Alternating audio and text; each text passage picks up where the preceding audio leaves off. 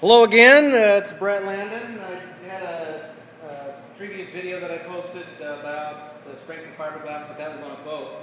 This dome is the very first dome that I made out of the mold that was created for them.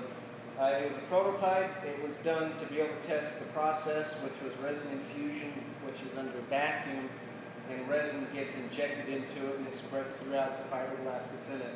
I do need to mention too that in the last video, the material on that boat was just plain old fiberglass. It's the cheapest material in composites. It's considered the weakest material in composites. This was just chopped on fiberglass. It's not a mat. It was hand laid. It was chopped on through a gun and resin applied to it. It's also the cheapest resin, which is polyester resin that you can even pick up at Home Depot. But the resin that was used on this one was not picked up at Home Depot. It was through a supplier. It basically represents the strength of composites in even the cheapest of materials that composites have. So this dome is matte. This is fiberglass matte that was infused with a vinyl ester resin. So the question is, will this be able to stand up to the rigors of any R2 abuse? Our kids get a knock on it or anything like that. So this little hammer right here, I'm going to hit it right here in the hollow projector hole. It hasn't been removed, obviously, otherwise the hammer would go through. So here we go.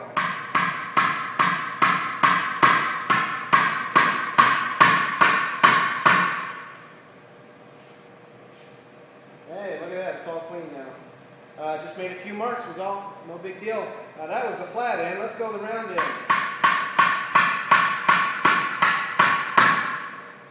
So, no dents whatsoever. Let me show you a nice little close-up of this little guy.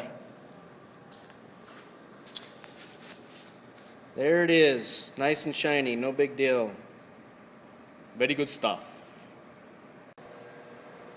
Here's another video that I'm going to show. That's just me basically hitting it in various spots on the dome other than just the hollow projector eye.